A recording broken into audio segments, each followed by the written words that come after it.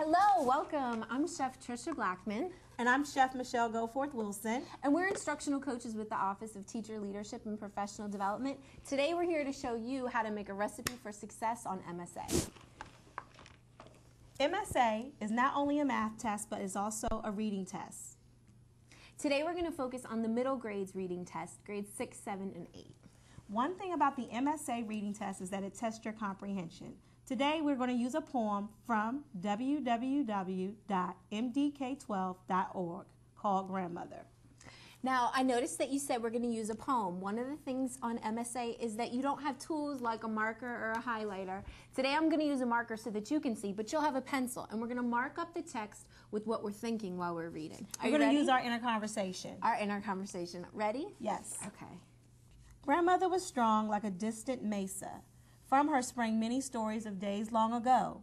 From her gentle manners, lessons were learned, not easily forgotten. She told us time and again that the earth is our mother, our holy mother. Well, what were you thinking while you were reading that, Michelle? Well, one thing that really struck me was line 1, where it says distant mesa. Now, that word mesa, I've heard before in social studies, but I've actually forgot what it meant. But when I look at the word before the adjective distant, I know that distant deals with travel or land, so mesa must have something to do with land. So I'm going to infer that for right now because I really don't know what that word means.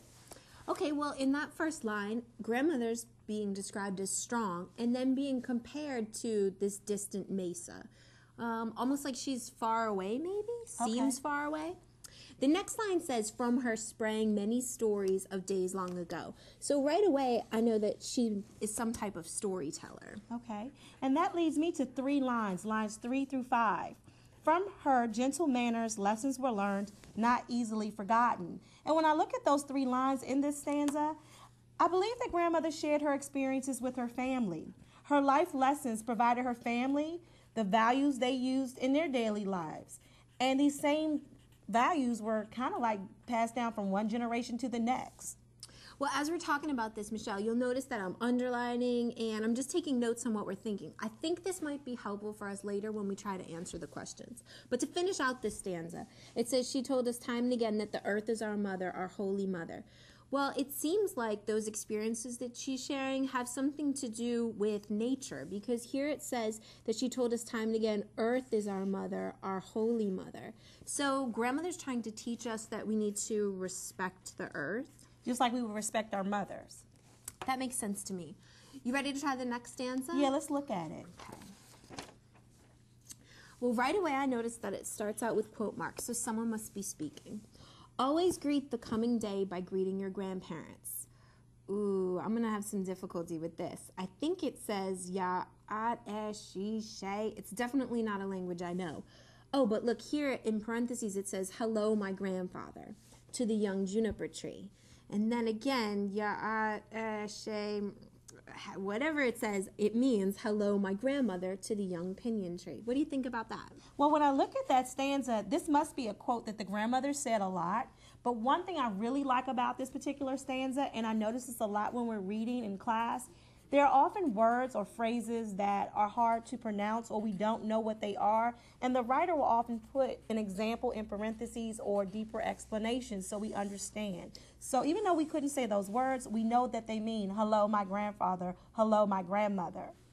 And we talked in the first stanza that grandmother was going to share some lessons. So this must be one of those lessons that she shared with the speaker, that always greet the coming day. So in the morning, you're supposed to greet your grandparents by saying, hello, my grandfather, to the young juniper tree.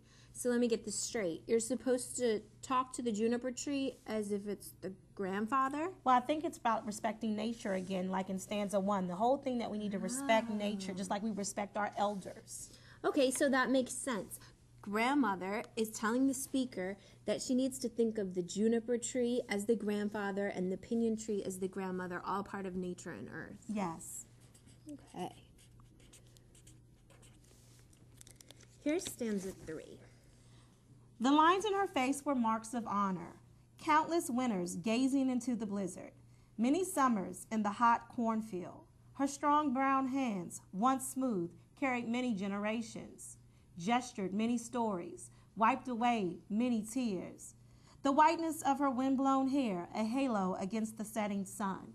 Wow, this stanza had a lot of imagery. I know that imagery are words and phrases that I can actually appeal to my senses, things I can see or feel what it would feel like, or maybe smell or taste. So some of those things I could see were in the first stanza. It says the lines in her face were marks of honor. Well, right there, lines in her face makes me think that we're learning that the grandmother definitely had some wrinkles. And when I looked at those first three lines, the lines in her face were marks of honor, countless winters gazing into the blizzard, many summers in the hot cornfield. I also thought about the wrinkles, but maybe the wrinkles also told stories of maybe a life full of hard work.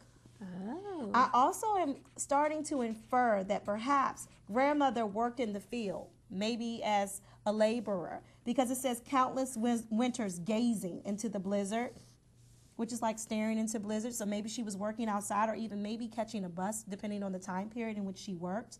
And many summers in a hot cornfield. So perhaps she actually worked in a cornfield. And even if she didn't work for money, maybe she, picked her own vegetables and so forth. Maybe they lived on a farm. So these wrinkles were not of just old age, but they were of honor. They showed that she was proud of her work. Yeah, that's kind of interesting that you say that, because usually when we think of wrinkles, when someone gets older, it's a negative thing and people want to fix their wrinkles. But here, Grandma's wrinkles are described as marks of honor. So it's a positive thing that she has these wrinkles, because it shows the years of work that she's put in her life. And I make a connection to that, because it says marks of honor. It's almost like getting a certificate at an honor roll assembly. She deserved everything she received because she worked for it. Okay, well, take a look at the next couple lines. It says, her strong brown hands, once smooth, carried many generations, gestured many stories. Well, this is another description of how grandmother looks. Now we're learning about her hands, and it's interesting that they're described as strong, and it makes sense if she did all that hard work. They're also described as being once smooth, which means that now, at least I'm thinking, that maybe they're wrinkled. Another thing that's showing her age. Mm-hmm. It says that these hands carried many generations. What's that make you think about? Well, it makes me think that it's a connection. The hands are a connection to her family. So when it says she carried many generations, it could be physically how she carried her own babies and even her grandchildren, but also carried them on her back as far as being a worker and a mother and so forth. And it also said, Michelle, that she gestured many stories. And right from that first stanza, we learned that grandmother was a storyteller. So I can almost picture her being really animated when she's telling the stories and using her hands. Yes. And another thing, it said she wiped away many tears. So it goes back to what I said before. Her hands are her big connection to her family, because she's using her hands to wipe away those tears. Of all the important people in her life, maybe. Yeah.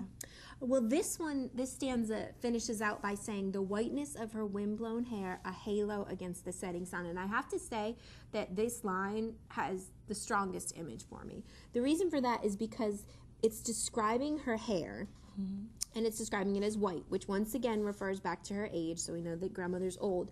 And I picture it blowing in the wind. And then it just says that it's a halo against the setting sun. Well, a halo, of course, makes me think of an angel. And for me, I think the speaker of the poem, whoever's speaking about their grandmother, sees their grandmother as an angel in their eyes. She's an angelic force. Wow, that's really powerful to think about. You ready for the next stanza? Yes, let's look at the last stanza. Okay, here we go. Oh, I always get the hard ones. Oh, I'm sorry. My grandmother was called Ashtazan. Oh, see, it's another one of those words that I really don't know how to pronounce. But I see that the speaker has given me some other names for grandmother. Small woman, wife of little hat, mother of generations of bitter water clan. She lived 113 years. And this stanza is so powerful because it kind of wraps up the grandmother's entire life. That she was not just a grandmother, but she was also a wife. She was also a mother. She's also a woman who worked hard. Wow. And another thing, it says at the very end, she lived to be 113. And I looked at that word lived, and it ends in ED. So that means grandmother must be gone. When I look at this whole poem, and as I think about my own grandmother, it's more celebrating her life than anything.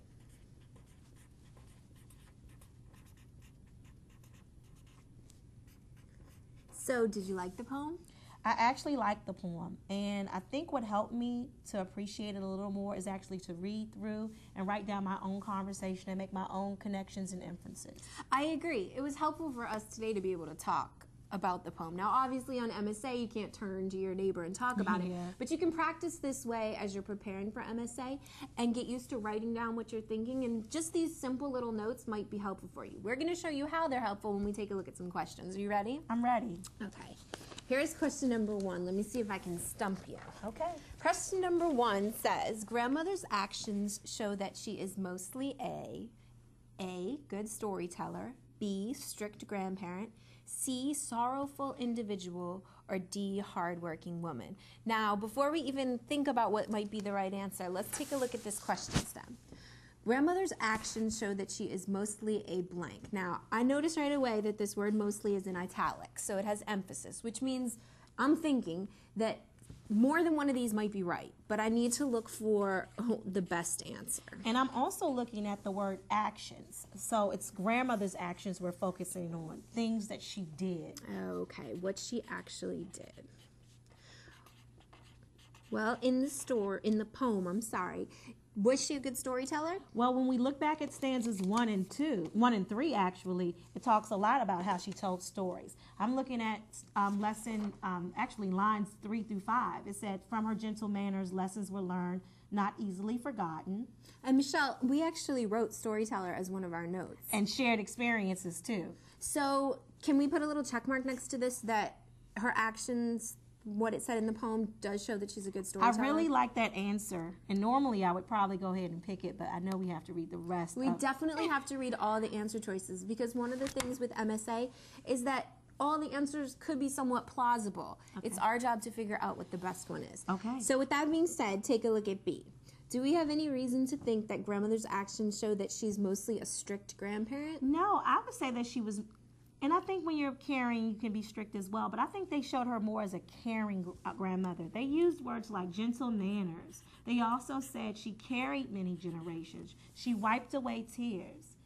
So that's more towards like a caring grandmother versus a strict grandmother who may have a lot of rules and so forth. Yeah, I actually agree. I think the word strict makes me think of rules. It makes me think of being punished, and there was nothing like that in the poem. So can we cross it out? I really like to throw that answer away. Okay, we're definitely throwing away B. How about C, a sorrowful individual? What do they mean by sorrowful? I think someone who is sad. Oh, okay. Well, did grandmother seem sad? Not at all. It seems like she was a proud woman who did many things, and she told us to do many things to respect the earth, respect our family, and take care of our family. There's nothing really sad in this poem, more of a celebration of life, really. So are you comfortable crossing that one out? Yeah, I think we need to get rid of sorrowful individual. Now notice I'm just eliminating the ones as we go through by crossing them out. This will help us to narrow down which are the best answer choices. Well, the last one says hardworking woman. We know she's a woman. Yes. The question is, do her actions show that she was mostly hardworking? Okay, stanza 3. I can see why someone would probably choose D, where Let's it says, take a look. Yeah, countless winters gazing into the blizzard, many summers in the hot cornfield, her strong brown hands once smooth. That does show, I can infer that she was a hard worker. However, We did write hard work. we did, but it asked you, the original question was, grandmother's actions show that she is mostly A. And so we need to choose the best. And when I go back to the whole poem and look at stanzas 1 and stanzas 3, and even stanza 2 with that quote of something grandmother tells us, is more about her telling stories and giving advice. So I would actually go with A. Yeah, I agree with you. I think that we did learn that grandmother was probably, we inferred that grandmother was a hardworking woman. But the fact that she was a storyteller was really something carried throughout the entire poem. So we're going to go with A? I think we should go with A. Okay. Now, before we go on to the next one, I just wanted you to notice that what we were able to do with this question was eliminate 2 answers and keep 2 answers. Yes. So that'll be a strategy that we can try and use. Okay. Okay, take a look at number 2. It says, read lines 3 through 5 of the poem. So here, instead of thinking about the whole poem, we're actually going to focus in on just a couple lines. From her gentle manners, lessons were learned, not easily forgotten. The meaning of these lines is that grandmother A was well educated, B taught by example, C had a good memory, or D knew how to behave. What are you thinking? Well, when I look at the question, the first thing that stands out to me, besides that I have to look at this portion of the poem, is that it says the meaning of these lines is that grandmother is. So they want to know what type of person grandmother is. And then it's also the meaning of these lines. So they kind of want me to explain what these lines mean, like provide maybe a definition or maybe a character trait. So it's almost like these lines, what do they say about grandmother? So I know I'm going to have to make an inference because it really doesn't tell us in the poem about grandmother, except for details about her life. Okay, well, focusing in on these lines then, from her gentle manners, lessons were learned, not easily forgotten. We can look back at our original notes because we wrote notes that said that this was her actually sharing her experiences with us. So that might be kind of helpful. Do you think that the fact that she's sharing these experiences gives us a clue that grandmother was well educated? Well, when I look at those lines, it's more about how grandmother educated her own children and her own grandchildren versus her being educated by someone. It says lessons were learned, not easily forgotten, but the lessons were learned from her, who was grandmother. So the lessons were learned, the lessons were actually taught to the speaker. Yes. So do we have any sort of clue anywhere in the poem that about grandmother's education? No, we don't. So that couldn't possibly be one. Yes, it was almost like a trick one. Yeah, I think they were trying to throw us off. How about B? It says taught by example. Does anything up in these couple lines tell us that grandmother was teaching through example of her own life? Well, actually, yes. It says from her gentle manners. And when I think about manners, I think about how people behave and things they do. Lessons were learned. So by the way she did things, this narrator learned how to be. So that's kind of interesting. The lessons were learned from her gentle manners as opposed to her actually sitting there and telling her, you need to do this, you need to do that. No, it was actually, I'm going to show you how you should behave. Okay, so we'll put a star there. How about C? Had a good memory. Does it seem like grandmother had a good memory based on this? From those lines, no. But as you go further into the poem, someone may get confused because of the whole thing that she lived 113 years. Oh, yeah. She did live 113 years. And the speaker is telling us about her memories, but I just don't think this one's solid enough. No, because we want to know what those lines are saying about grandmother. Let's cross that one out. Okay, finally, do these lines show us that grandmother knew how to behave? Okay, this can kind of throw us off a little too because it says from her gentle manners. So it's telling us the word gentle is that she wasn't an abrasive person or a harsh person.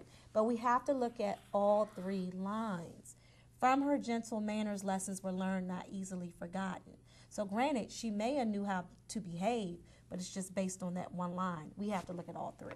So basically, even though she was gentle, which is a positive behavior, the strongest answer here is that these lines are really telling us that grandmother taught by example. Yes. The gentle manners that she used were one of the ways that the speaker learned lessons. Yes, and that's one thing we have to remember. We can't just focus in on one line. If they tell us to read three, we have to read all three. Okay, well, we're moving along. You ready for number 3? Yes. Okay, here's number 3. The tone of this poem is best described as A, appreciative, B, courteous, C, dramatic, or D, solemn. Okay. What do you think about this question? Well, the first thing I see is that word tone. And I know that tone can be a very difficult concept to understand, but the one thing I do remember about tone is that tone is how the writer feels towards the subject. And in this poem, grandmother is the subject of the poem. So we need to talk about how this speaker feels towards their grandmother. Well, that doesn't seem so hard now that you've explained it that way. The other thing I notice is that it's not just that these answer choices, more than one of them might talk about how the speaker feels, because here I have another italicized word, best. So I'm looking for out of these 4 choices, which is the best one. Okay.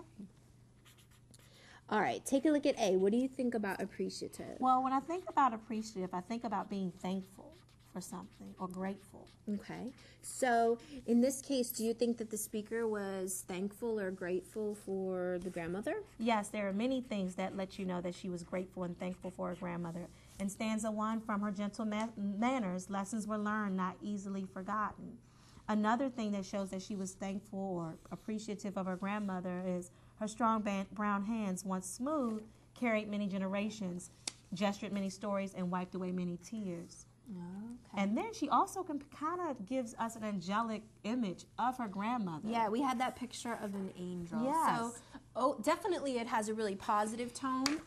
She's definitely talking about grandmother in a positive way, and appreciative is a positive word. Yes. So let's leave that as a possible. Okay. How about courteous? I'm actually kind of confused about that word. Well, courteous means kind. That's what it means to me. Okay. That you are kind to others. So is the speaker being kind in her description of grandmother? She is. She uses words like gentle manners. The lines in her face were marks of honor. But I'm not quite sure if that is the best tone word to describe her feelings towards her grandmother. Well, now that because you've explained appreciative, I think that the poem really has a lot to do with how she appreciates all these lessons, more so than just that she's, being kind about it. Yeah. Cross it out? I think we can cross it out. Okay.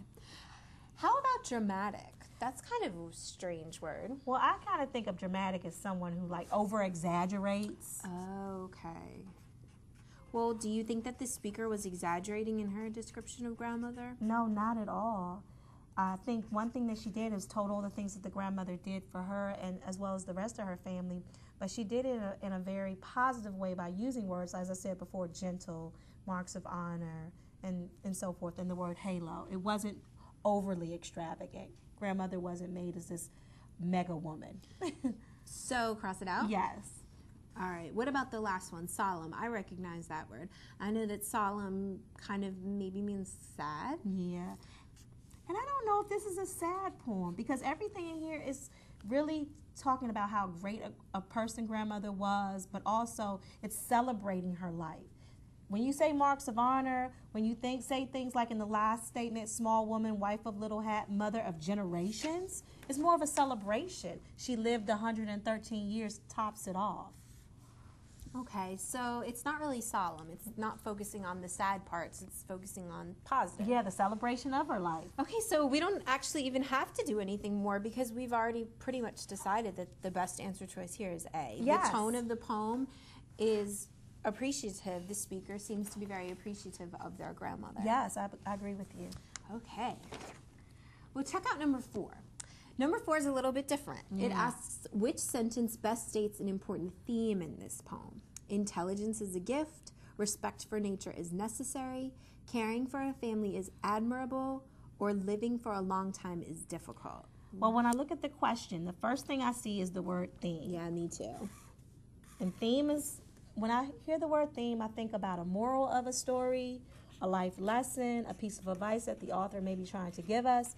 And it also says that key word again, which sentence best states. So it may be more than one that's plausible in this particular instance. So in this case, we're going to look at what we could learn from this poem about grandmother. Yes. Okay, well, let's start with A. Intelligence is a gift. Well, with that one, I look at the word intelligence, and I know with theme, oftentimes they tell us to first decide what is the topic of the poem or the story. And in this poem, it doesn't talk about intelligence much. So I don't think there would be a theme statement around intelligence. Yeah, I agree. Intelligence means kind of being smart, and there was nothing in there about being smart. Not at all. So, goodbye, A. Okay, how about B? Respect for nature is necessary. I actually kind of like this answer. Yes, because when you look at stanza 1, one of the things that's said in stanza 1 is, she told us time and again that earth is our mother, our holy mother. So looking at that those particular lines from stanza 1, it is kind of talking about respecting the earth as if we would respect our mother. And earth is nature. Another thing that really stands out to me for respecting nature is the second line, the second stanza, when we get that quote from grandmother. Oh, yeah. When it says we greet our trees. Hello, my grandfather. Hello, my grandmother. The trees and so forth, she's telling us to speak to them as we would speak to our grandparents. So then we're definitely going to leave B, right? Okay, as yes. an example. Okay, well, how about C? I'll put a little star next to B. Okay. C, caring for a family is admirable. Well, one thing that carries throughout this poem is her connection to her family. Yeah, family is huge.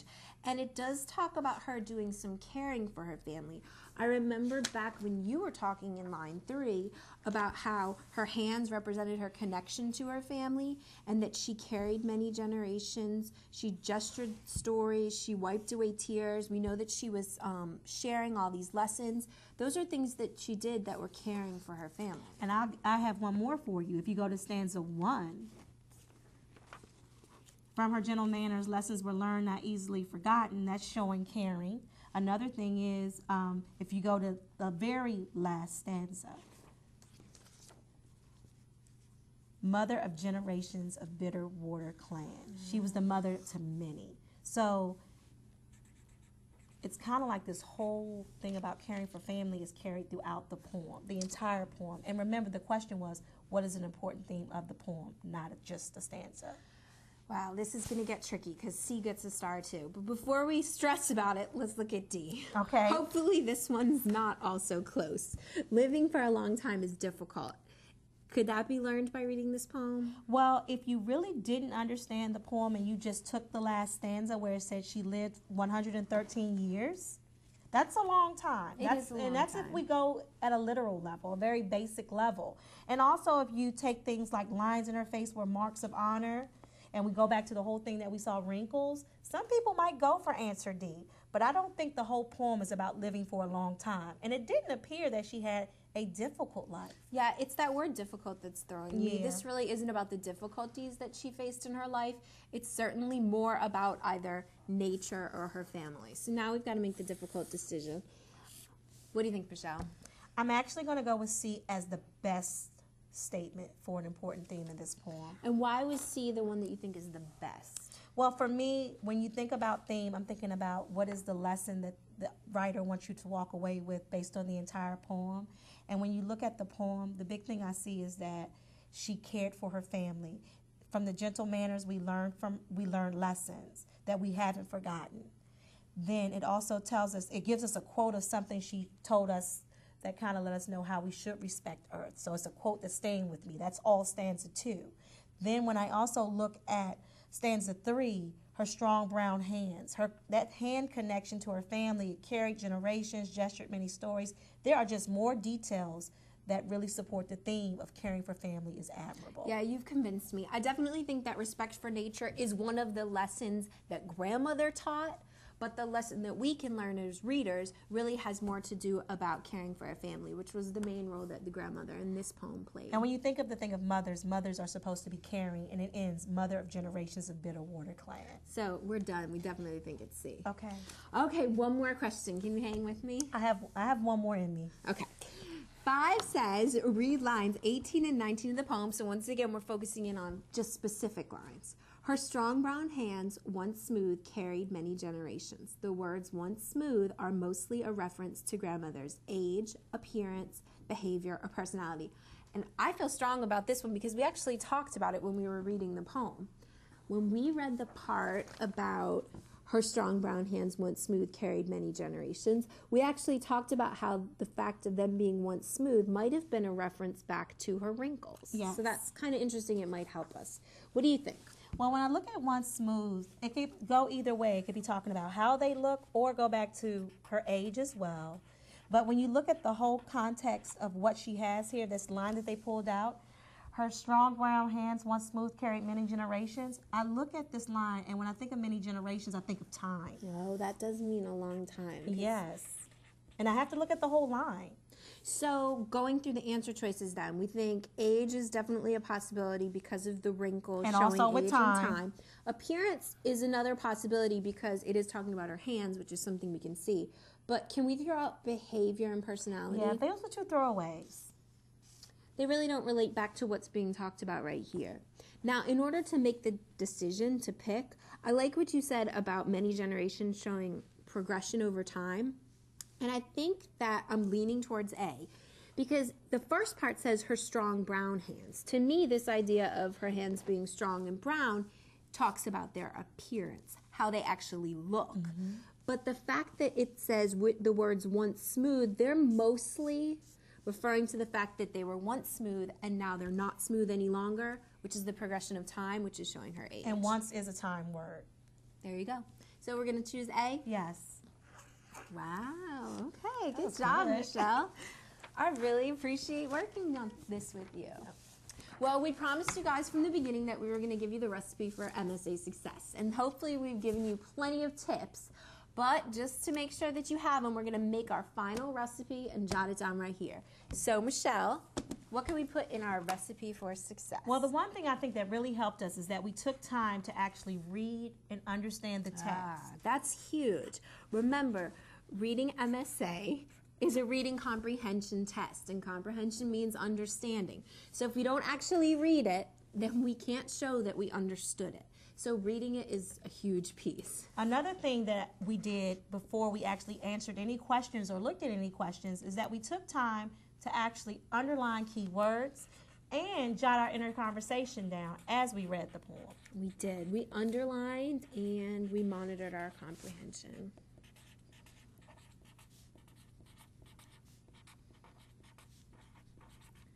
I don't know about you, but I found those notes that we took, even though it might have taken us a few more minutes while we were doing the reading, it really made it so that when we were answering the questions, some of the questions referred right back to things that we'd actually picked out, which was kind of interesting. Because we did a lot of inferring and drawing conclusions when we did our first read of Grandmother. You know, that's important. Inferring and drawing conclusions, I'm going to put that as number 3. Okay. Because one of the other things with MSA is that the questions are going to ask you to think. Notice that none of the questions said, who is the poem about? And the answer could be something simple like grandmother. These are questions that are going to ask us to use the details in the poem and come up with some new ideas.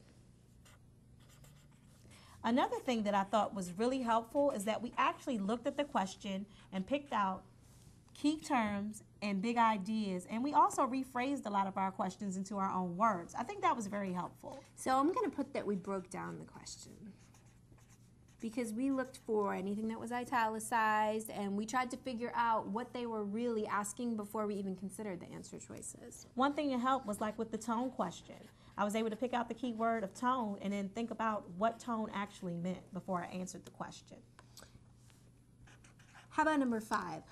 I know once we did know what the question was asking, the next thing we did was we made sure that we looked at all the answer choices. Even if we thought A was one that we wanted to pick right away, we had to go through all of them. Because we have to remember that all the answer choices are plausible if we really don't understand the text.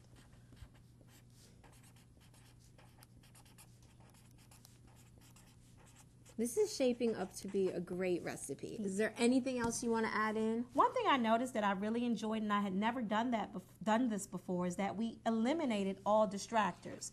Those answers that were not even close, we just simply crossed out.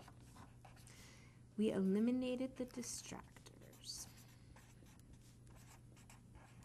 Okay. Anything else? I feel like this is a really solid recipe. And if we put all these pieces together each and every time that we practice for MSA, and then when it comes down to the actual day, I feel like we're going to be really successful. I have to agree. Thank you for joining us today. We have built our recipe for success for MSA. Good luck.